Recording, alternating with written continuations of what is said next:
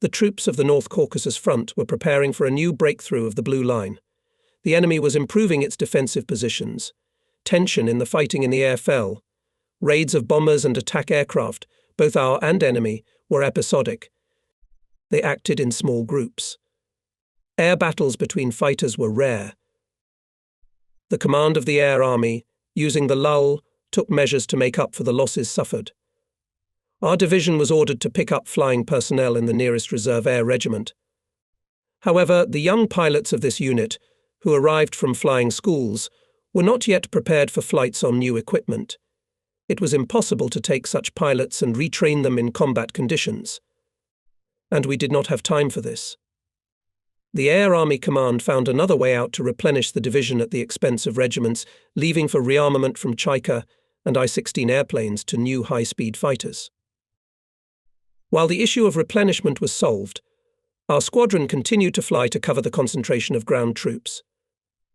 Patrolling over the front line, I paid attention to the peculiarity of enemy fighters.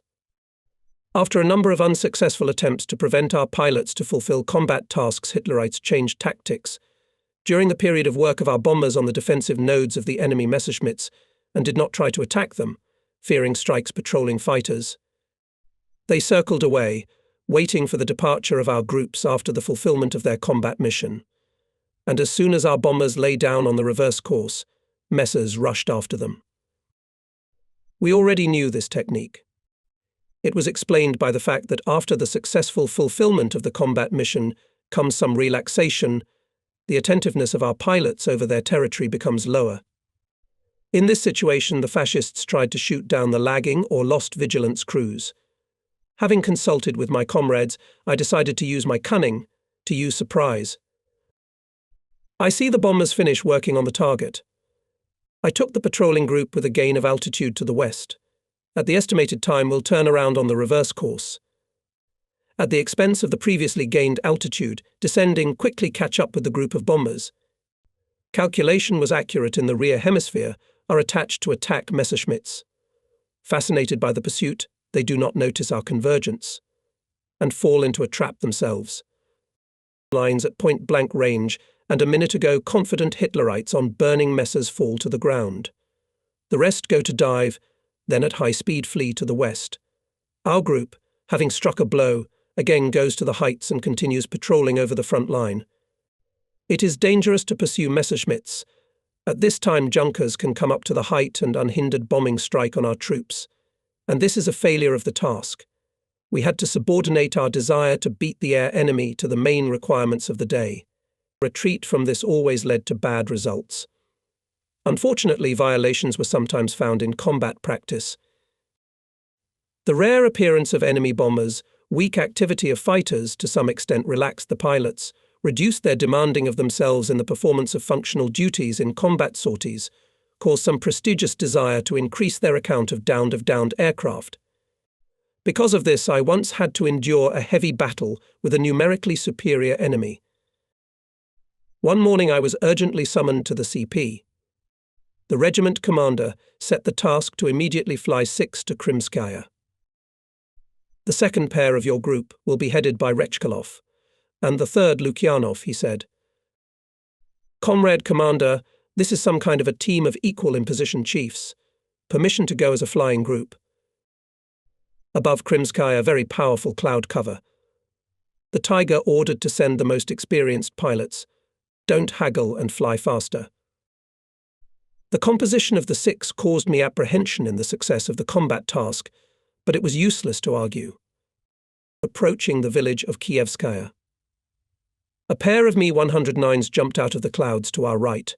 Rechkalov, without even having time to warn me, turned around and went to it, taking Lukyanov's group, which was on the upper tier of the combat order.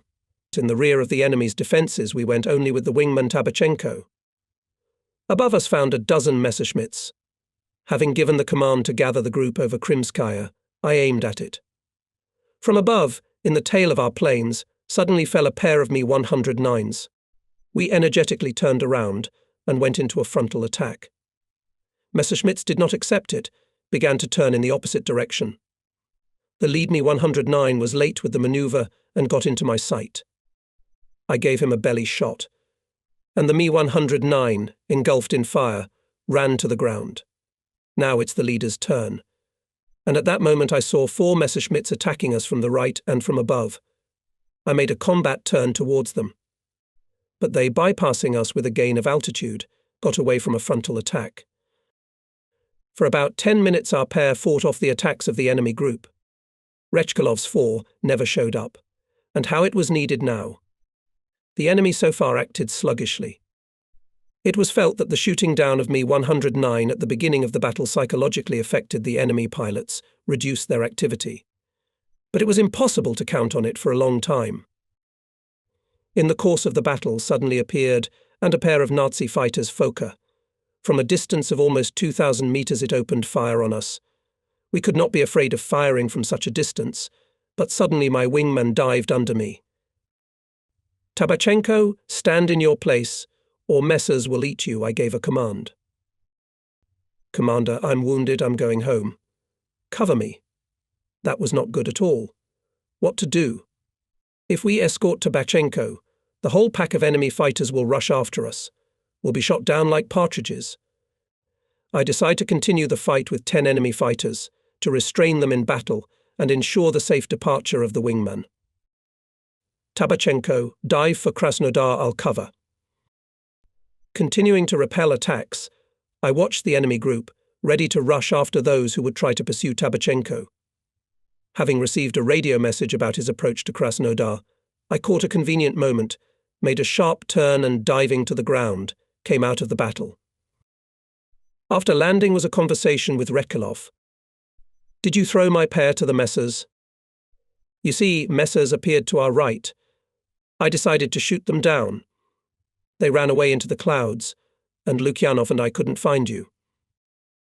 "Your luck, Rechkalov, that there were no Junkers and Tabachenko was lightly wounded, otherwise you would have been in trouble. I threw in my heart. I didn't have time to talk to Lukyanov. I was called to the CP. Near him I saw the newly appointed division commander Colonel Ibrahim Magomitovich Dusov. In front of him stood a line of pilots. I ran my eyes over it. There were no familiar faces. "Pokrishkin, come here. Get acquainted with the new recruits who arrived in your regiment. Talk to them. You'll have to teach them your battle tactics." "Yes, comrade commander. I went to your dugout and met your academy." "What academy is that?" "Just a tactical class for training pilots." "That's what we need now. The academy teaches map warfare, and you teach to shoot down airplanes, so train the young men. We've got to make them real air fighters. They're your pilots, and you'll teach them yourself." "Reasonably planned classes," said Dusosov in conclusion, said goodbye and went to the control room. I stood in front of the formation, carefully looked at each pilot. Will they be a good replacement for the dead Fadiv, Koval, Sutirin and others who gave their lives for our country? My attention was attracted by a lieutenant standing on the right flank of the formation. His face with traces of burns, the order of the red banner on his chest said that he was a seasoned fighter. "What did you fight on and where did you burn?" "Lieutenant Klubov, on Chaika and I-16, and burned near Orjonikidze. I have 4 downed airplanes to my credit." Next to Klubov stood a small height-thin pilot, also with the order of the red banner. "Lieutenant Trofimov," he introduced himself. "Personally shot down 1 airplane and performed 70 sorties for assault." "Why are you so thin, poorly fed?" "Yes, comrade captain, no matter how much you feed him, he will stay that way." "As they say, it's not the horse's food," answered for Trofimov the man standing next to him. His explanation provoked a friendly laughter. I involuntarily stopped my gaze on him.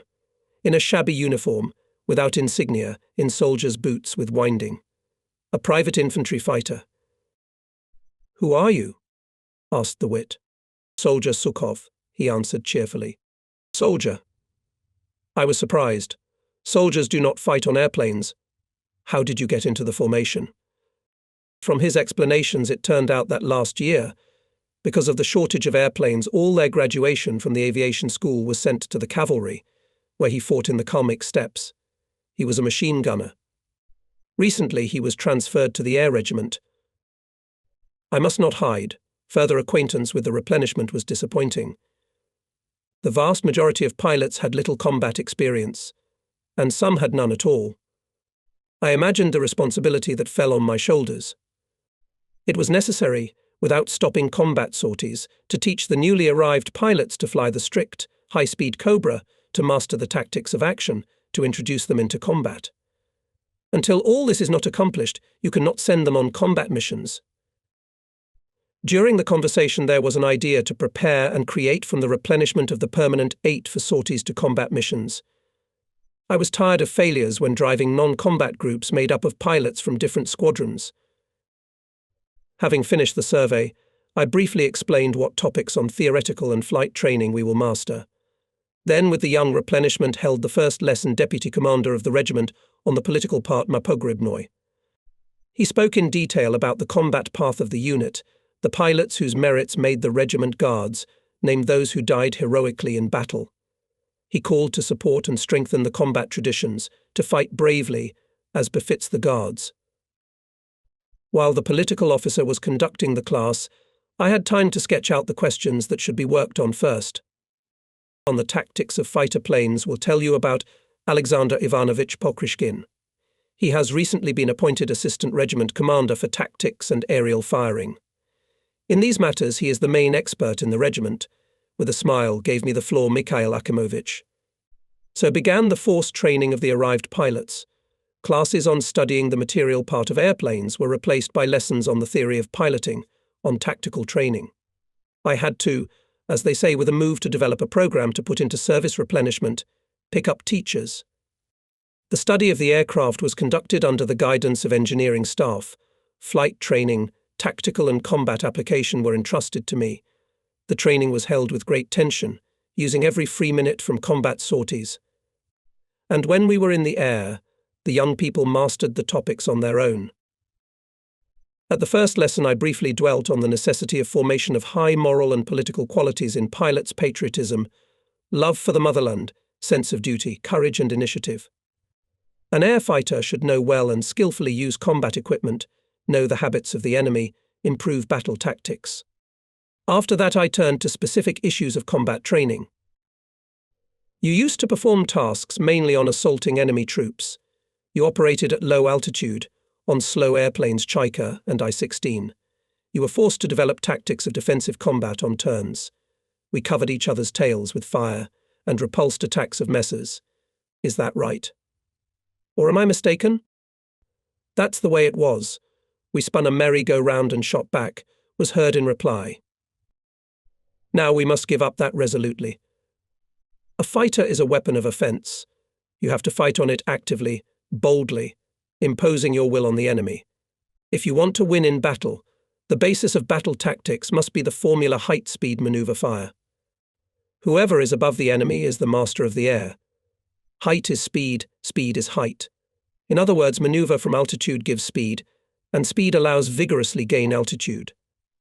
A high-speed vertical maneuver provides suddenness of impact, creates large angular displacements. The most advantageous vertical maneuver is the Falcon Strike, sudden, fast, accurate. Modern combat is vertical maneuver combat. What is fire according to this formula? How do you understand it? Target fire at close range. That's how I understand it, Klubov said. Basically correct. To destroy an enemy airplane, fire must be conducted from all weapons, at close range, at point-blank range, at vital parts of the airplane. On the second day, in the morning, having flown in from patrolling over the front line, I began to check the pilots of the replenishment of piloting techniques. I took them out on a UT-4 training airplane. During the day, with breaks for combat sorties, I checked all pilots. The results were not encouraging. Almost half of them flew only satisfactorily and required prolonged training. Especially badly performed the flight of a young pilot, Vyacheslav Berezkin. He arrived in the combat unit after 9 months of training at the aviation school. After landing, asked him, "What were you jerking the airplane like that? No coordination of movement of the rudders."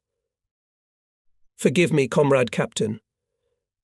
The old pilots of the regiment told me that you like sharp aerobatics, so I did my best." "My dear, To pilot an airplane vigorously, you must develop a sense of precise coordination. And for that you have to fly a lot. After the test, I divided the replenishment into two streams. The pilots who showed good results included in the first and began to intensively prepare them for combat operations in the upcoming offensive of our front, with the second required time for additional training. Such a system of work with the replenishment in the future justified itself. Having finished training with the pilots of the first group, I started to introduce them into combat, or, as the pilots of the regiment said, to natasking. In the first such combat sortie, he took a very capable pilot, N. Chistov, as his wingman. A. Klubov was assigned to lead the second, middle pair in the combat order of the flight deck. His wingman was V. Jadev, and the top pair was led by the commander of the link A. Fedorov. Just approached the patrol area, immediately met a pair of fighters of the neighbouring regiment.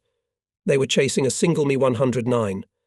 I realised that this Messerschmitt plays the role of a planted duck, and the main group is probably at altitude. It is ready to rush to those who took the bait. However, the appearance of our six confused the cards to the enemy. Apparently the enemy pilots were afraid to go down. Me-109, leaving the pursuing pair, ran into our group. When he saw the danger, he tried to turn aside, but he was too late. On the turn, my turn sent him to the ground. He fell on the outskirts of the village of Kievskaya. A group of Messerschmitts above apparently tried to pay for the downed Me-109. It attacked my pair, but we were on guard. Having met a decisive repulse, the Messerschmitts stopped their attacks and went westward. In the course of the battle, Klubov and his partner rushed after the departing single Me-109 and broke away from us. Not finding the group, Klubov and Zherdev made the right decision to go home. After returning from the mission, I gathered the pilots of the replenishment, conducted a brief debriefing. I also dwelled on Klubov's mistake. It could lead to a meeting with a large group of enemy fighters. This breakaway weakened our group, whose main task was to intercept the bombers. Unfortunately, the same mistake was soon made by Nikolai Iskrin, an experienced pilot and commander of the wing. This led to a serious injury. At the end of May, the German command to strengthen its aviation in the Kuban, which suffered heavy losses in previous battles, transferred from near Kharkov to the Taman Peninsula a new fighter squadron. As it turned out later, during the interrogation of prisoners, it was assigned the task of hitting the airfields of our fighters to inflict losses on the units and psychologically suppress the Soviet pilots. Suddenly, early in the morning, an 8 Me-109s launched an attack on our airfield. It looked like the enemy pilots were wary of our anti-aircraft guns, although there were none on the airfield. Messerschmitts bombarded the airfield from a great height. They were firing untargeted. Nevertheless, was killed Regiment Engineer Apollinari Urvantsev. At the time of the raid was given a rocket to take off the duty pair. She went to the taxiway. Here it was shelled, and the pilot Yakov Moisenko was wounded. During the evacuation to the hospital, the pilot already had gangrene of the thigh, and Moisenko died 2 days later. His death was the result of unwise actions of the officers of the control center. It was clear that the takeoff of duty fighters in the assault will inevitably lead to losses. Low altitude and speed do not allow the crews to maneuver to evade the fire of the attackers. The death of battle comrades saddened everyone in the regiment. But it also added anger to the fascists. Each pilot thought about payback to the enemy in the upcoming battles. The next day failure befell N. Iskrin. It happened during the Battle of R5 with 8 Messerschmitts. They tried to make an attack on the airfield of the neighbouring regiment of our division. I managed to shoot down the Me-109 with the first attack, and Iskrin hit with a Q of the second. The Messer he shot down tried to go down to the front line. Nikolai and his partner went in pursuit and killed the enemy near the ground. But at the same time he broke away from our group. Soon he was hit by enemy fighters retreating to the west. Falling from the height, they lit Iskrin's plane on fire. Jumping from the plane, Iskrin's foot hit the stabilizer and crushed his shin. His wingman Stepanov covered his comrade descending by parachute and repulsed Nazi attempts to shoot him in the air. Fortunately, Iskrin survived, but he could not fly anymore. The regiment lost an experienced and brave pilot. I felt very sorry for Nikolai. With him we made many joint combat sorties. We got accustomed to each other, became close to each other. The new offensive of the North Caucasus Front troops at the end of May began with powerful strikes of artillery and aviation in the breakthrough strip. And in the air unfolded the Third Air Battle over the Kuban. Our regiment took an active part in it. The main attention was focused on covering the ground troops. On the first day, our group was assigned the task of clearing from enemy fighters the zone of air training near the villages of Kievskaya and Krimskaya. In my Strike 4, I included 3 trained pilots from the new replenishment. To cover it, the third pair in the combat order of the deck, headed by an experienced wing commander Lukyanov. When entering the target area, detected to the west of us 6 enemy fighters. I led the group to approach. However, the Nazi pilots did not take the fight. Forcing the engines, they went to the Kerch Strait. We could not leave the area and went back. Below to meet us in a column of 9s went more than 200 of our bombers and attack aircraft accompanied by fighters. It was pleasant to look at such a powerful battle formation. Suddenly the airwaves sounded a warning from the forward control center, from the Tiger. In the air appeared messers. Be attentive. I'm 100. Where are the messers? Point them. Immediately gave a request. 100. I'm Tiger. Carry out your mission. The escort fighters can do it without you. In that flight, I really wanted to show an object lesson to Trofimov's pair, which was being introduced into the battle for the first time. Fulfilling the order of Tiger, we continued to search for enemy fighters, and soon found them above the column of bombers, but below us, there was no time to lose. I'm 100, messers below us. Attack. Gave a command to the group and vigorously made a coup de grace for a falcon strike. The attack was swift. The leading group of Messerschmitts shot at point-blank range. He soon crashed into the ground. The others rushed down. My wingman tried to catch up with them. I had to give him a command. Chistov, stand in place. Our task is not to let them on the battlefield. Groups of our bombers and attack aircraft worked hard on the target. The task of clearing the area was accomplished. I shot down a Mi-109, but it was not satisfying. I wanted to show young people different ways of attack. Carefully looked at the airspace. Messerschmitts walked aside and did not get into active combat. Apparently, I decided they will try to attack when the bombers retreat home. Let's try to outsmart the enemy. I'm turning west and gaining altitude. It's time to make a U-turn. We're going down at high speed to catch up with the column of our planes. My assumption was justified. 4 main 109s were approaching. At 12, below 20 degrees messers. Attack. I give the command and go to the leader. Having found our group, the pilot Messerschmitter steeply turns to the left. Great speed does not allow me to fit him in the scope. Then I throw the plane into a U-turn on the right wingman of the Mi-109. But instead of diving under me, he turns away to the right, and as if frozen in the sight. A long line at point-blank range hits the Mi-109. He immediately goes to the ground. The first shot down is payback for the recently killed Ervantsev, the second for Moisenko. Trofimov and Lukyanov rushed after the fleeing pair. We covered them. Trofimov caught up and shot down the leading Mi-109, which escaped my attack. We returned to the airfield. It was pleasant to hear cheerful stories and laughter about the battle. The joy of victory in the first flight is the beginning of psychological formation of future fighters. Young pilots grow into fighters. Now they are in the battle formation of the regiment, replaced the dead. On a par with experienced pilots, will continue to crush the enemy in the sky, fight for freedom and honor of our beloved homeland. At the end of the day, I stopped at the parking lot. I see my plane surrounded by pilots and technicians. What happened? Didn't one of my close friends die? But cheerful, smiling faces immediately calmed me down. I climbed out of the cockpit onto the wing of the airplane and, unbuckling the parachute straps, asked, "Why so cheerful?" "The war is not over yet. Congratulations on the awarding you the title of Hero of the Soviet Union. said Pavel Pavlovich Kryukov. I look at him as if I'm seeing him for the first time, and a feeling of joy overwhelms me. It means that the command highly appreciated my combat activity. I jumped off the wing and got into the arms of my combat friends. Strong handshakes, warm congratulations touched me. When everyone calmed down, I asked, "Who else was awarded this high rank?"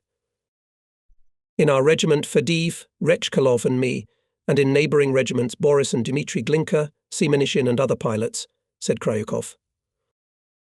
"Dear Pal Palak, how happy I am for you. Congratulations from the bottom of my heart. Too bad about Fadiev. Vadim didn't live to see this happy day." In the evening at the division headquarters they honoured the heroes, and the next day again began combat flights and hot battles in the air with a superior in strength enemy.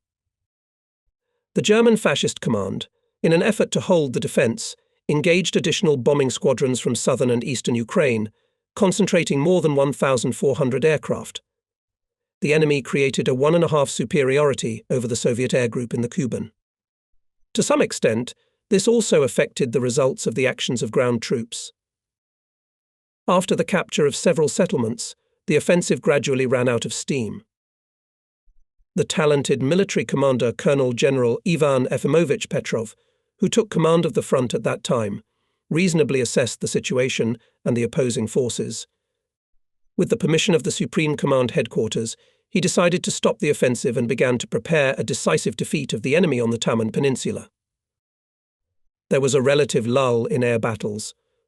Not stopping sorties on combat missions, tried to use all opportunities to improve the training of the second group of pilots' replenishment. The turn came to Olifrenko, who arrived to us, former cavalryman Sukhov, Berezkin and other pilots with low flying time on combat aircraft. Training mostly went well. Only with Sukhov in the beginning there was trouble.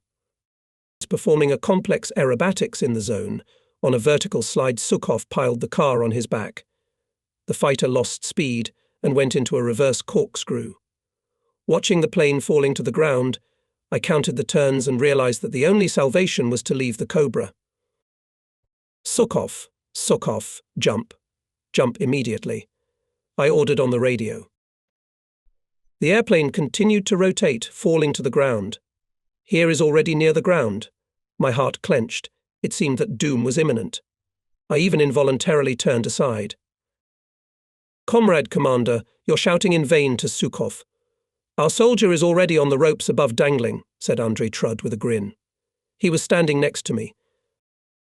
I looked up and saw the parachutist. My heart was relieved. He was saved. I threw the microphone on the ground and went to the command post. An hour later, Sukhov was brought by car to the command post. He looked deplorable. Later, recalling these minutes, he said that then he had already decided that it was his last flight. He went to the regiment commander and reported what had happened, holding nothing back. He did not make a decision. "There's your teacher." He pointed at me. "With him and decide how to proceed." We left the control room. My excitement was gone. My resentment for the pilot's blunder had subsided. "Well? Are you going to fly or go to the landers?" I asked. "I see Sukhov can't think of anything from the start. Did you get a big scare?" "A little scared. But I want to fly." There was a glow of confidence on his face. Flying is not like riding a camel with a machine gun. When piloting an airplane, you have to feel it with your whole body, even with your soft spot. By the sound of the engine, the noise of the flowing air, by the tension of the control rudders, you can feel the speed without looking at the instruments. Go rest. Get ready, tomorrow we'll fly on a UT-4 twin. I believed that Sukhov would make a good fighter. It was only necessary to overcome the gap in flights caused by being in the cavalry. And indeed he got on his feet. He mastered the machine, its combat application. However, in the first combat flight he also had a mishap. When flying on patrol, he was assigned as a wingman in the middle pair of 6 to Zherdev. During high-speed pendulum descent from Novorossiysk along the front line, I saw a group of Mi-109s ahead, below us. The fighters were sneaking towards Krimskaya. Apparently they were going to catch us there. I give the command. I'm 112 below 15 messes. Attack. Zherdev, cover. At speed I go into the tail of the leading upper pair and open fire. Messerschmitt, stitched through the queue, turns over on his back. Without letting him out of the sight, unnoticeably for myself, I also turn over on his back, and the second queue to finish it. I turn the plane to a normal position, and in my field of view there is a pair of Zherdevs. But what is it? Behind Sukhov's plane there is a jet of black smoke. It's burning. When was it lit? Why didn't I see it? Sukhov, what's the matter with you? I asked. Everything's all right. I mixed up the engine sectors. The excitement subsided, but the time to chase the enemy group was lost. Later we found out how everything happened.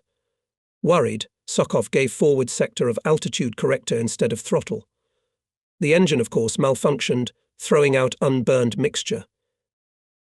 I did not scold him for this. Everything happens in the first combat flight. He would think more, train. By the end of June 1943, all young pilots were well prepared and put into the first fights. Only Berezkin I protected, trained in training flights, and did not let him on combat missions. He was the weakest in preliminary training among the replenishment. I thought that it was necessary to give him more flights to make him feel more confident in combat. In the middle of June, there was a significant and joyful event for us. Our division was awarded the Guards rank. Our 45th Fighter Regiment also received the rank of Guards. The high evaluation pleased us, caused even greater desire to justify it in the battles. However, there were also sorrows. Valentin Stepanov, an experienced pilot of the regiment, crashed. Coming in for landing on a damaged airplane, he went into a corkscrew on the fourth turn and died. I also had personal experiences. In Krasnodar, during the trial of traitors to the motherland, where I was present at the invitation of the local authorities, a sergeant infantryman came up to me and said, "As I was told, you are Pokrishkin." "Yes, I'm listening to you." "Do you know anything about the fate of your brother Peter?" "No. My mother has already asked me in many letters to inform about him, but I know nothing." I went to the place where he probably died, and the sergeant told me about my brother's last days. Their unit fought on the Kalian Isthmus and, retreating, came to the shore of Lake Ladoga. When rafts were built for crossing the lake, the division commander suggested that those who would remain to cover the crossing units from the advancing enemy should leave the line. My brother, Sergeant Pyotr Pokrishkin, went out first. Next to him 17 more fighters. They were given all the remaining ammunition and grenades. The rafts set sail. The soldiers rowed as hard as they could. And from behind for a long time were heard shots and explosions of grenades. Then there was silence. That's how my brother, the strongest and toughest in the family, died. Bogotarsky height, desperate he could not do otherwise. Peter went to his death for the sake of his comrades.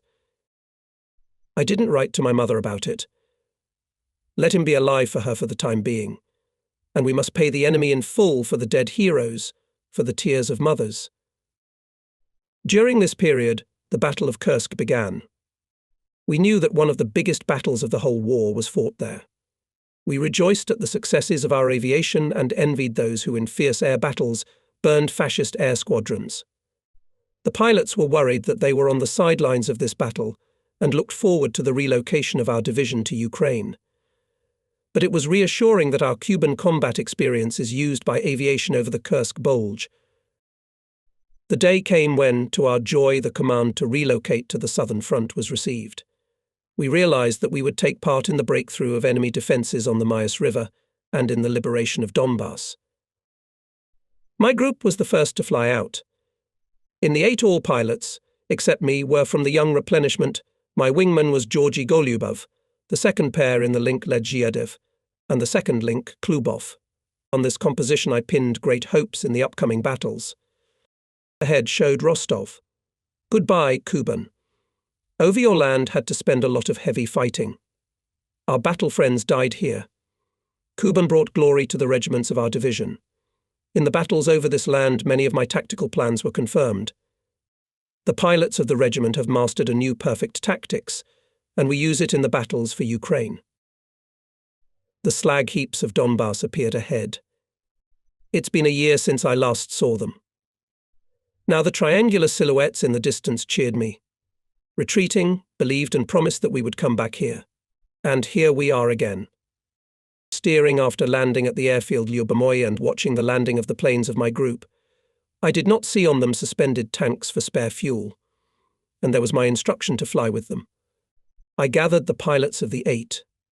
Why are there no tanks on the airplanes? They dropped them on the route after the fuel was used up. Why do we need them? And how are you going to catch enemy planes when they cut off Crimea? You won't have enough fuel to hunt them down without hanging tanks. And fascist airplanes will fly quietly along the routes over the Black Sea. Oh, you! Thinking only about today, without looking ahead. Comrade Major, we have enough war over land. Zherdev is shaking when he flies over the sea. Klubov grinned. He can't swim. Of the 2 regiments, only I and my wingman Georgy Golubev flew with tanks. By evening it was reported that our main task will be to cover the concentration of troops of the southern front north of Taganrog. In these days the situation was relatively calm, was preparing for an offensive operation. The enemy, having suffered defeat at Oral and Belgorod, was feverishly concentrating tank and infantry divisions to transfer them to the Kharkov area. Our regiment was assigned the task of escorting bombers that were striking at troop concentrations at Ilovaisk, Kartsiske, Gorlovka. The next morning, 2 9P2s appeared over our airfield. The 6 of Klubov took off to escort them. After them flew out my 4, which had the task to block the enemy airfield near the city of Stalin. Suddenly heard on the radio exclamations of pilots. A couple of Klubovs were shot down. Where are the messers? Looking back, I saw 2 airplanes falling to the ground, tumbling. 2 parachutists were hanging in the sky. Quickly surveying the airspace, I saw no enemy fighters. It became clear that they had collided. Realizing that the escort group was left without a commander and would not be able to successfully defend the bombers, I decided to change my task. I give the command. I'm 100. Everyone to your places. My group is coming with you in direct escort. 4 of Klubov's group is going to strike. Apparently, a calm, firm voice brought calm. Chatter on the radio immediately stopped. At the approach to Kartsisk to the bombers tried to break through a group of Messerschmitts, but received a sharp rebuff. Messers moved aside and from a height watched our actions. At this station and around it were up to 10 echelons, a large concentration of tanks and cars. There was loading. From the bombers sprinkled bombs. Above the cars and equipment stood a band of explosions. When turning home, I looked at the station. Dozens of smoke columns were rising up. This meant that not all the tanks and cars would reach Kharkov. After the arrival, I did not have to scold Klubov and his wingman. Zayev had already done that. I spent with all the pilots to analyze the mistakes in the pair of Klubov, which led to a collision of aircraft through the fault of the wingman. Karpov you were taught to rearrange in a pair with a preliminary soaring and transition from above the leading aircraft. You were rearranging with a downgrade, were blinded by the sun and crashed into Klubov's plane.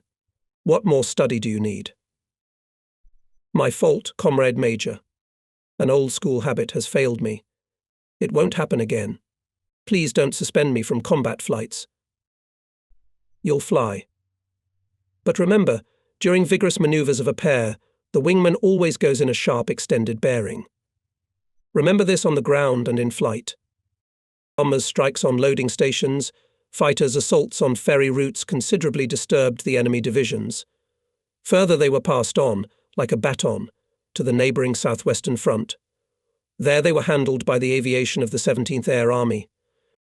The enemy units and formations arrived at the destination significantly weakened.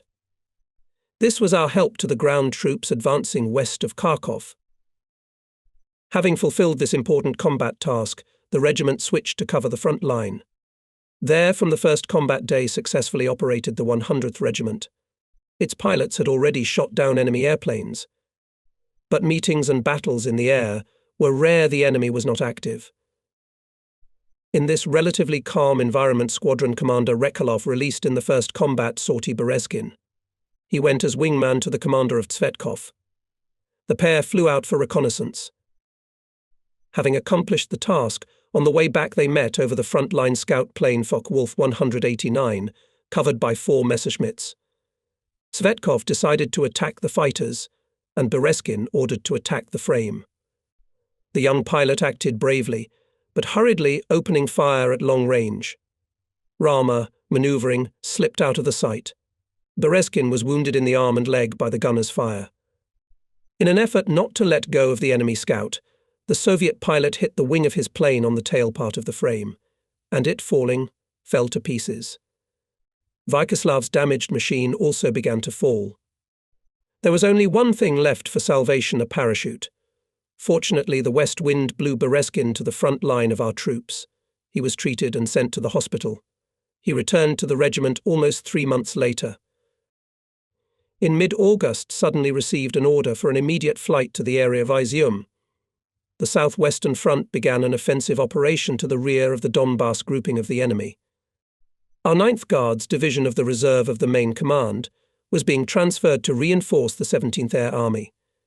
We were not given time to fly over the combat area and to familiarize ourselves with the local conditions. And the local aviation units apparently did not notify of our arrival. Subsequently, this had a negative effect on combat operations. Pilots on Lags and Yaks often attacked us, mistaking our Aerocobra airplanes, unfamiliar to them, for enemy ones. On the second day after the flight first flew out 6 Klubov.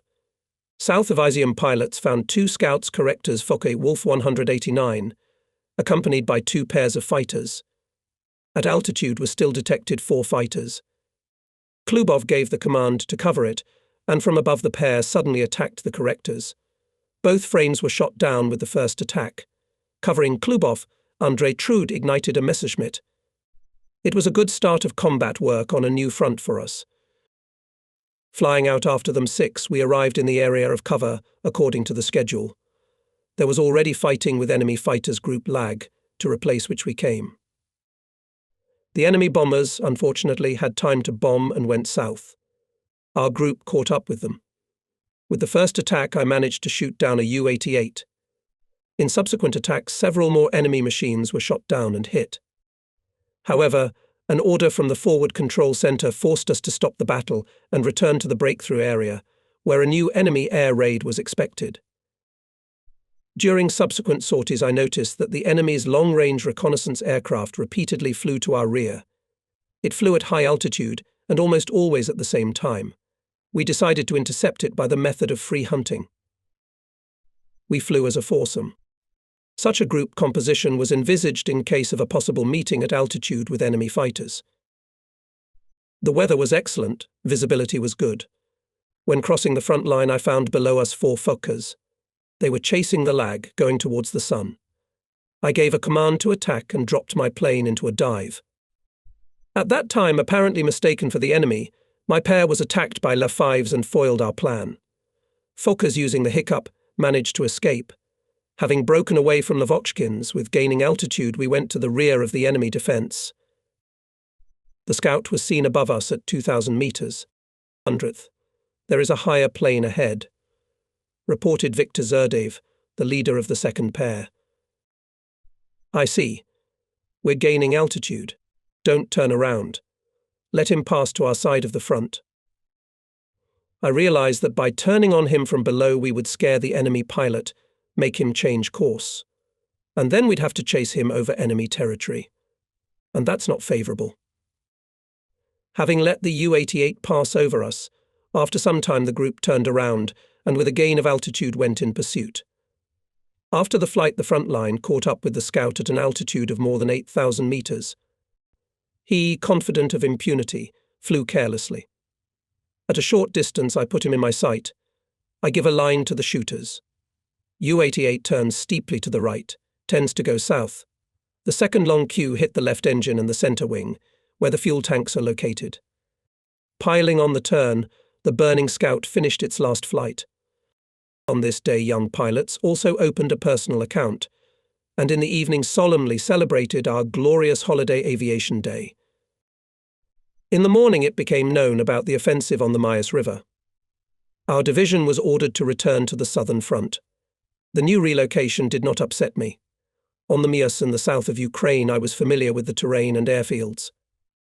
I wanted to fly the old routes. After all, retreating, we believed in our return. By evening we flew to Mias, and early in the morning we went by fours to cover the entry of mechanized and cavalry corps into the breakthrough. We came to the right area. I tried to contact the Tiger, but the search and control station is silent. Probably, I think, after the night move did not have time to deploy. I decided to switch to independent search of the enemy. I had quite a lot of experience in this. Soon we saw 3 9U-87 bombers approaching the front from the west, covered by fighters. I'm the 100, ahead of the Lapti. Attack. Zherdev, cover. I give the command and rush down at high speed to meet the bombers. The enemy, having detected us, began to reorganize in a defensive circle, dropping bombs on their troops.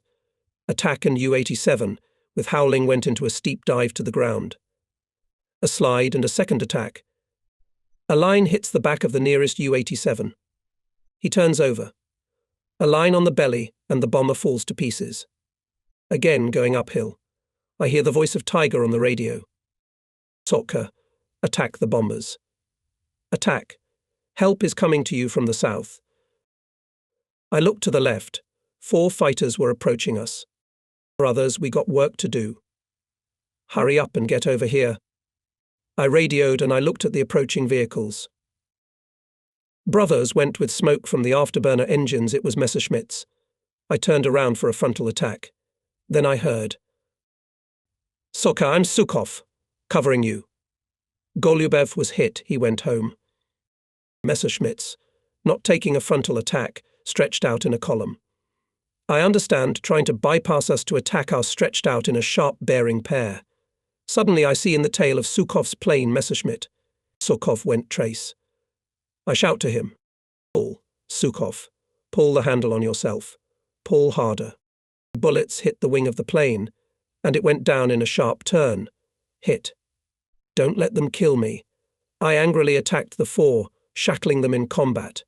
The whole enemy group is pouncing on me. I turn the fight into a vertical maneuver. You can't take me like that. I'm spinning and I hear Zherdev's voice. 100, I'm alone. I left the battle for the assembly point Kuibyshevo. I didn't care about the assembly point. Messerschmitts, having numerical superiority, went around trying to catch my plane in the sights. But as soon as I went on the attack, ran. At some point in the battle I successfully got into the tail of a Messerschmitt. I didn't have time to open fire, as a trace passed over the wing of my airplane. I looked back. Another Messer was in the tail. Vigorous controlled barrel roll with descent, and I left under fire.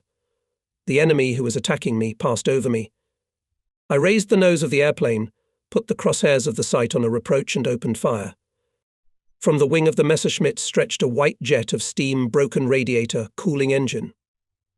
Damaged Messerschmitt went with a decrease to the west. The rest of the trio followed him. I made 2 gentle turns and, having found no strangers or my own airplanes around, I breathed a sigh of relief and took a course home. When turning in, I did not see Georgy Golubev's plane in the parking lot. I was worried why Golubev did not return. Viktor Zherdev and Konstantin Sukhov came to me. What happened to Golubev? Who saw? Sukhov, gesticulating, told about the events of the battle. At the moment when I rushed to the second bomber, I was attacked by a pair of Messerschmitts. They fired from a distance of more than 500 meters. Golubev, saving me, rushed in front of them and took the blow on himself. On the burning plane, he pulled into the area of our troops. This message Sukhov, supplemented by Zherdev, I was even more concerned. Did Golubev manage to reach our territory or, having thrown himself out with a parachute, fell into the clutches of the fascists?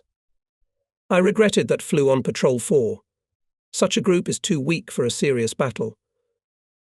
Well, how did you end up as my wingman? I asked Sukhov. You were with Zhiedev? When I repulsed the attacking messes from Golubev, I joined you as wingman. And why did you make a weak turn and let yourself be shelled? Did you bring a lot of holes? I was afraid to corkscrew, and a few bullets hit the plane. I got away with it. Next time in the battle on a turn, pick up on yourself and depth rudder trimmer, or they may shoot you down. I did not reproach him for the fact that with minor damage to the airplane he left the battle and left me alone with 4 enemy fighters.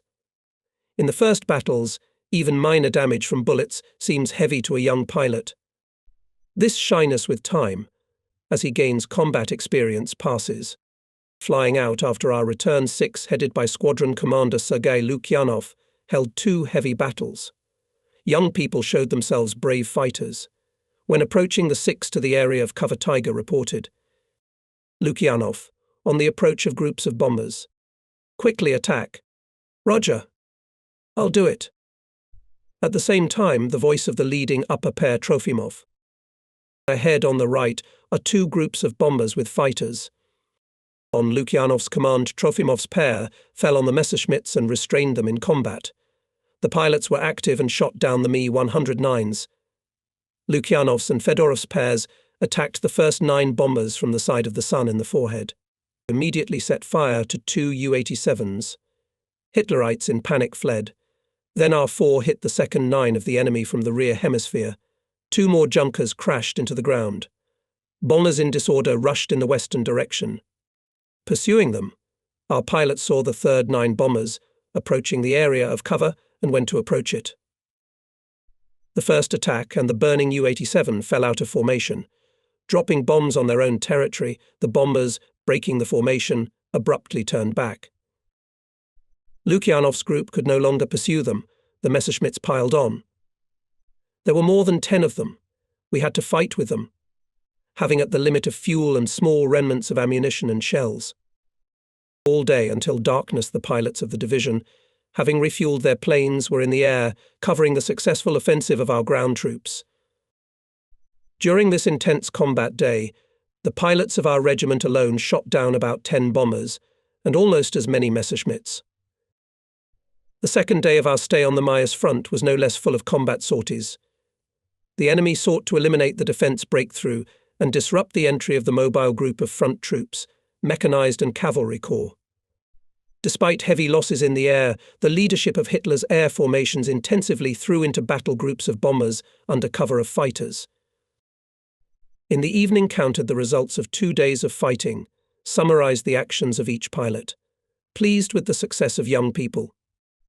With each battle, young pilots acquired the qualities of real air fighters' guardsmen. Especially distinguished Nikolai Trofimov. For these 2 days he added to his account shot down a bomber and a fighter. During joint flights in groups, this pilot always surprised me with his calmness, even in the most difficult situation. Confidently, bravely and intelligently he fought, was a unique fighter. Many young pilots tried to imitate him. But they still lacked Trofimov's calmness when meeting the enemy. Seeing the enemy first, they excitedly shouted on the radio. On the right, Messrs. Bombers ahead. After such a sudden shout, somehow involuntarily arose a tense state. It embraced the entire group. We had to relieve the psychological tension with a command. Calm down. Cover group to attack the Messrs. I 4 go to the bombers. Trofimov, flying in my 6, always headed the top pair, covering the strike 4. When the enemy was detected, he calmly, even somehow mundane, reported. On the right below, Messrs. I'm going to attack. His voice was as if he was not in mortal combat with the enemy, but was talking on the ground with his comrades. The jubilation of the youth from the first successful battles and personal victories was supplemented by the return of Georgy Golubev to the regiment. We were unspeakably glad to him. Everything that Sukhov told us about his actions in the battle was fully confirmed. I looked at Golubev with a sense of gratitude for his brave deed. Why did you put your plane under fire, Messrs? I had no other way out to save the commander. I realized that the main task of the wingman to cover the leader in battle. Thank you for this feat, I thought. Take a new airplane, George, and tomorrow, in the afternoon, again go with us into battle, if you feel ready to fly. Young men were growing up, gaining combat experience. To the boundless courage was added skill. Experienced pilots tried to teach the young, protected them in hot fights. Special attention had to pay to those who performed the first combat sorties, acted so far uncertain and tense. Such pilots included Ivan Olafrenko, who had finished retraining from U-2 to fighter. In his first battle in the group, he could not shoot down a Fokker. The enemy fighter escaped from the battle. Getting out of the airplane after turning into the parking lot, Olafrenko angrily tore off his helmet from his head, threw it on the grass, sorrowfully leaned on the wing of the airplane. I approached him. "What's wrong with you, Olafrenko? Why are you so upset?" "I'm no good as a fighter, Comrade Major. I've shot all my ammunition, but I haven't shot down the fascist bastard." "Have you figured out the reason?" "I did everything right, but I missed the Fokker." He waved his hand away. "It's impossible to fight seemingly correctly. From what distance did you shoot?" "As you taught me, at close range." "It might have seemed so. In the first battles, pilots are always in a hurry and shoot from a long range. That must be a mistake. Next time, take your time and come closer, 100 meters. Then shoot." "I'll keep that in mind, Comrade Major." Even I, an experienced pilot, having caught an enemy plane in the sight, feel my hand reaching for the trigger, but my consciousness tells me that it's too early. I should come closer. If you give in to the feeling of your hand, the trace will pass the target, or there will be few hits. The main thing is to have stamina in shooting. Don't worry. There will be many more fights. Such conversations with young pilots immediately after the battle at the airplanes help them to understand their mistakes, to gain confidence in themselves. Soon Olafrenko began his account of downed airplanes. And later, for skillful actions in battles, for high organizational skills, was appointed commander of the link. The enemy's defense is broken through. Our troops rushed to the deep rear of the enemy, smashing his reserves. Mechkorps kept the direction on Stalin, and cavalry bypassing Taganrog grouping of Hitlerites. The German fascist command, trying to prevent the impending encirclement of troops in the vicinity of Taganrog, engaged against the cavalry corps, the main forces of its aviation from the Crimea. The open steppe terrain, only in some places cut through by wooded areas, did not allow the cavalry to hide from aerial observation. The enemy bombers directed their strikes against them. Fierce battles broke out in the air. We met with old acquaintances on the Taman Peninsula who were well beaten still over the Blue Line. We did not forget to send us to the area of the city of Stalino. Here, too, there were persistent battles. Once, having fulfilled a combat mission and having fought a heavy battle with a large group of U-87s and Heinkel's 111s, I saw a group of pilots and technicians at the place where my plane was parked. For what reason? I thought as I landed. We conducted the battle as a battle. Young pilots distinguished themselves in it, shooting down 3 bombers and 1 fighter. Their successful actions are no longer news. At the parking lot, I was surrounded by my comrades in arms and began to congratulate me, with unexpected pleasant news, the awarding of the title of twice Hero of the Soviet Union to me and Dmitry Glinka. I could not believe it. It had been only 3 months since I became a hero. And here I was already twice. True, by the number of enemy planes shot down, by the status of awarding everything was right. The title of twice Hero of the Soviet Union was awarded for 30 enemy planes shot down, and my official account has already approached 40. In the evening at dinner, Pogrebnoy officially congratulated me, confirming the report of pilots and technicians. The awarding of the 2nd Gold Star to me and Dmitry took place a little later, at the headquarters of the front, renamed the 4th Ukrainian Front. The celebrations, as always in war, were short. It was necessary to rest after a hard day and be ready for new battles in the morning, and the technical staff had to patch up the holes in the airplanes during the short night. The sun was just rising and the group was already in the air. I looked at the rack of pairs and rejoiced that my desire to create a permanent 8 of young pilots realized. I have a wingman is G. Golubev, the 2nd pair V. Cherdev and K. Sukhov. This is a shock link for action against the bombers. The second link, guarding my from the attacks of fighters, is headed by A. Klubov. All the link is young, but has already shown itself well in the battles. I did not have to admire the combat order of the group for a long time. From the west, against the background of the ground, showed a column of 9 U-88s covered by fighter escorts. In front, below, bombers with Messers. Klubov, cover. Attack head-on. Gave the command and rushed down, marking the point of opening fire. The leader of the first 9 himself climbed onto the track and caught fire. Leaving a trail of smoke, he crashed into the ground. Leaping over the formation, firing on the next groups. From the hatches of enemy vehicles sprinkled in the field bombs. Thinned 9 disorganized turned to the west. Having skipped the column, we start attacking the back rows. Klubov shouts over the radio. 100 hit the bombers. I'm covering. But with his 4, he was unable to restrain the actions of more than a dozen Messerschmitts. Already after the second attack on the departing bombers in our direction ominously stretched trails. This is firing Messers. We had to throw junkers and repel attacks. The pilots, strengthened in the battles, having on their account shot down planes, were eager not only to fulfill the task of covering the troops, but also to fly on the free hunt. I believe that not all of them are not yet fully ready for this complex type of combat work, held them back. Free hunting is the highest class of action. After all, you have to fight in special conditions.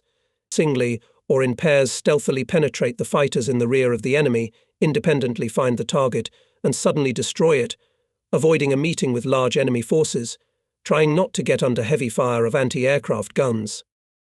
After persistent requests, I allowed the most capable pilot Alexander Klubov to fly out on the hunt with his regular wingman Nikolai Karpov. The estimated time passed, but Klubov's pair was not there. Everyone began to worry. On the last litres of fuel to the airfield finally came one Klubov. All anxiously watched his landing. The airplane was steeply descending, then soared from the planning glide path. It became clear that the fighter had broken depth rudder control, and the pilot was using a trimmer for control, or perhaps he was seriously injured. The plane landed with the landing gear retracted. Klubov climbed out of the cockpit. He was immediately surrounded by pilots and technicians. It's all right. No injuries. The airplane, however, seriously damaged. What about Karpov? I asked. He was shot down. He parachuted down to the location of our troops. He was relieved. From the story we learned how the battle was held. Having met at the front lines 6 Messerschmitts, Klubov Falcon blow knocked down the leading one, and instead of immediately leaving up tried to set fire to the second one. But his pair itself came under enemy fire. Karpov's plane caught fire, and he ejected with a parachute. Klubov covered the wingman. He did not let the enemy shoot at him in the air. He spun in the battle with such overloads that the plane was deformed. Not easy, apparently, was Klubov. His machine received dozens of bullet holes, were broken depth rudder rods. Everyone wondered how he was able to fight off 5 Messerschmitts to come and land on a damaged airplane. Do you understand now what free hunting is? I asked him the next day. Here you have to act cunningly, deceive the enemy, strike suddenly and leave before you turn into a game. That fight taught me a lot. But I feel sorry for Karpov. What if he was carried away by the wind and landed in the enemy's location? A few days later, Karpov returned to the regiment, alive and unharmed. True, exhausted and tired. Cavalry corps defeated the encircled Taganrog group of the enemy and rushed to Mariupol. In those days, columns of smoke rose to the sky above the city. The enemy was preparing to withdraw, blowing up and burning factories and buildings. Echelons lined up on the railroad in the direction of Volnovakha. In a dense stream, the fascists were taking out valuable equipment of factories and their warehouses. It was necessary to block this highway. Performing a reconnaissance flight along the railroad, a pilot of the 100th Regiment, Ivan Babak, at low altitude saw people waving to him from the windows of freight cars. Having flown in, he worriedly reported, "Our people are in the wagons. Fascists are taking them out of Mariupol to hard labor. It is necessary to take urgent measures. His message excited the pilots. Elias and fighters, group by group, went on an assault. They struck with special precision on steam locomotives and tracks ahead of the train. A traffic jam was created on the road. The guards scattered. The locals opened the cars and let out the people being taken to Germany. Rapidly pursuing the retreating enemy, the Soviet soldiers liberated the city of Stalino and began the complete expulsion of fascist invaders from Donbass. Our regiment flew to liberated Mariupol. We saw a terrible picture. Blast furnaces and open hearth furnaces were blown up. In the ruined shops of the factories there were mangled metal roof trusses. In the port there were fallen cranes. The ruins of burned buildings in the residential part of the city appeared before our eyes. The fascists, these barbarians of the 20th century, fulfilling the orders of the mad Führer, left scorched earth and ruins behind them. For the mass heroism in the battles of our 9th Guards Aviation Division by order of Supreme Commander-in-Chief Stalin was given the name Mariupol. In combat flights we saw columns of smoke over Donbass, from where fascist armies, trying to avoid encirclement, were hastily retreating. Hitlerites were blowing up and burning mines, factory buildings and towns. The enemy sought to hide on the previously prepared line of defense along the Dnieper and Molochnaya.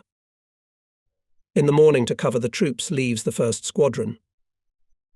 At the approach to the front line we hear the voice of Tiger targeting the appropriate groups of enemy bombers. The pilots themselves have already seen 9 Junkers and Heinkels, quickly made a maneuver to occupy the initial position and successive attacks pairs. While there were late Messerschmitt's escort, several bombers streaked the sky with smoke and flame tails and crashed into the ground. The rest, dropping untargeted bombs, tried to get away from our fighters. The fight was over, and the group of Cobras, having suffered no losses, went to Mariupol. The pilots are satisfied. Tiger confirmed 7 enemy planes were shot down. We were replaced by Lukyanov's 2nd Squadron on patrol. She also conducted a heavy but successful battle. Then Eremen's group entered the fray. The first day of sorties ended without losses. During the day, Klubov shot down 3 planes, 2 victories each. Zerdov and Chistov, 6 pilots shot down 1 plane each. In the evening we learned that the neighbouring regiments fought great in these battles. But unfortunately there was not without losses. Such an experienced pilot as Boris Glinka was wounded. Fighting even with a small group of the enemy requires a flexible, thought-out tactics, for mistakes have to pay in blood.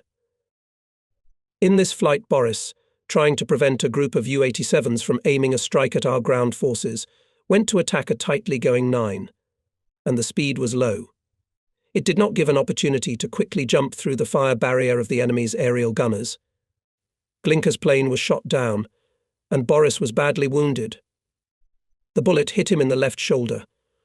Overcoming pain, the pilot still managed to land on the damaged machine with the retracted landing gear near the cavalry unit and immediately fell into the hands of the medics. His group pounced on the enemy 9 and cracked it open. The next day Boris was taken to the Mariupol hospital. The orderly, at Glinka's request, drove to the airfield. The pilots surrounded the car, sympathized with the wounded comrade. Greeting him, I asked, "How are you, Boris?" "Nothing, Sasha. When I'm cured, I'll pay off the Krots." "How did it all happen?" "I attacked without speed through a barrage of riflemen. I was in a hurry to disrupt the bombing," Boris answered embarrassedly and asked the nurse to go. Obviously, he felt bad. An experienced air fighter, and got into such a trap, because the air gunners of the enemy group release in a second up to 100 bullets on the attacking fighter. Here, if you dare to go to storm the air fortress, you need only the utmost speed. The tasks of the regiment increased. We were instructed to cover the landing crafts of the Azov military flotilla at sea, crossing and landing on land. We knew that the maritime paratroopers are going to intercept the enemy's retreat along the coast between Mariupol and Osipenko. We did our best to help the sailors. Patrolling over the caravan of ships, the pilots of the unit vigilantly monitored the air. When the situation was calm, I sometimes descended to take a closer look at the covered, as well as to inspire confidence in the paratroopers in their safety. From 200 to 300 meters, we could clearly see hundreds of people, guns and vehicles. We realized that it was worth to miss the appearance of bombers, and all this can go to the bottom of the Sea of Azov. That's why they were especially attentive, and did not allow the air enemy to the caravan of ships. And the flight over the sea, a complicated matter, for some pilots unaccustomed. Sherdev grumbled more than once, causing ridicule from friends. "Comrade Major, do not go far out to sea. Do not go so low. Do what you want with me, but I am afraid of water." Growing up in the mountains of the Caucasus, he did not like flying over the sea. But we had to fly. His pair was a part of my permanent unit. We were not limited only to covering the landing force. Sailors were satisfied with our assault actions on retreating enemy columns, which tried to break through the paratroopers' barriers. After another sortie to the landing area, the group of our regiment was returning to the airfield. Suddenly they found an advancing enemy column of vehicles with infantry and artillery. It could cause great damage to the landing force. Immediately went into attack on the ground target. The fighters, having shelled the column, destroyed and dispersed the enemy. Assault actions of fighters on ground targets more than once inflicted great damage to the enemy. Once a couple of scouts of the regiment radioed about a large column leaving Osipenko on the seaside road to Nogaisk. My 8 was just getting ready to take off. We immediately went on an assault. In order to ensure the suddenness of the blow, I led the group over the sea, 15 to 20 kilometers from the coast. I decided to approach the column from the west. Bypassing the sea, we caught it in motion. The enemy did not expect an attack from the west. The group struck the first blow suddenly. The anti-aircraft gunners accompanying the column did not even have time to open fire. I shot at once a passenger car, in which apparently the chiefs were travelling. In subsequent attacks, I set fire to fuel tanks, gasoline tankers and powerful trucks like Skoda with barrels in their bodies. The pilots of the Link hit the cars, shot at Hitler's soldiers. And Klubov's Link suppressed anti-aircraft guns with its fire, and then transferred the fire to the vehicles. Having shot all ammunition, our group took a course home. Dozens of cars were burning on the road, columns of black smoke were rising to the sky. On our return, we met a couple of Cobras. I requested them on the radio and heard Zayev's voice. "Let's fly to see your work." After returning, I asked Kryukov, who was flying in a pair with Zayev. "Pal Palik, how was our assault?" "We looked at your results. You did a great job with the column." Smoke mushrooms rose to the clouds. "This is revenge for our burned cities, for Mariupol." Soon after the advancing troops, the regiment flew to Osipenko.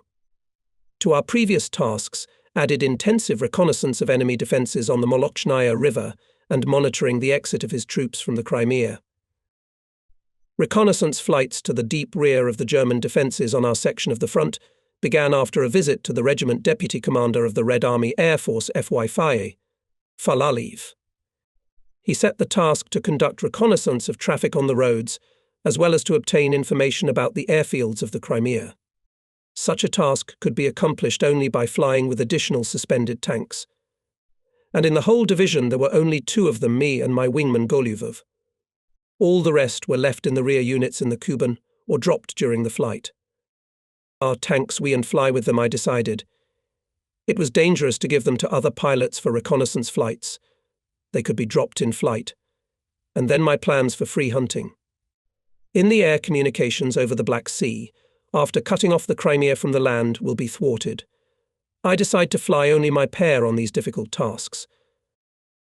In long flights along the route Simferopol-Dzhankoy-Melitopol, we uncovered the intensive advance of columns and railroad echelons from the Crimea to Melitopol, as well as a number of enemy airfields. Using this intelligence, the bomber aviation made a number of successful strikes. Our sorties could not do without encounters with enemy fighters and anti-aircraft guns. However, having experience in reconnaissance, using tactical techniques proven during 2 years of war, we were able to successfully cope with the difficult task. One day after a combat sortie, when taxiing, the airplane fell into loose soil and broke the landing gear leg. We started to push it out. Then we had to make a dig. Suddenly the technicians saw corpses in the pit. When they dug, they found dozens of dead people. The same burials were found in the forest plantations on the borders of the airfield. The pits were filled with shot men, women and children. From local residents, we learned that the fascists often brought groups of prisoners to the airfield and brought here civilians under the guise of mobilization for work on the construction of the airfield. Hitlerites' atrocity outraged the personnel of the regiment to the depths of their souls. Many involuntarily with anxiety thought about their loved ones, about those who were on the territory occupied by the enemy. Yakov Weishmud was especially worried about his family. His wife and children did not have time to leave the town of Nogaisk when the tanks broke through to the Sea of Azov. It was just in those days when I was fighting my way with a shot-down airplane from the encirclement. One day he came up to me. "Comrade Major, you are now left in charge of the regiment. I ask you to allow me to go to Nogaisk for a few days to find out about my family who stayed there." There was so much anxiety in his voice that I did not dare to refuse, despite the intense combat work of the regiment. "All right. Take a car from the battalion and leave. You decide how many days it will take. You'll catch up with us at the new airfield. In 2 days the regiment will fly to the state farm Rozovka." I looked after him with regret. This trip would not bring him joy, but terrible grief. I had no doubts about the death of his family. After the capture of settlements, the fascists first of all destroyed the Jewish population. 2 years had already passed.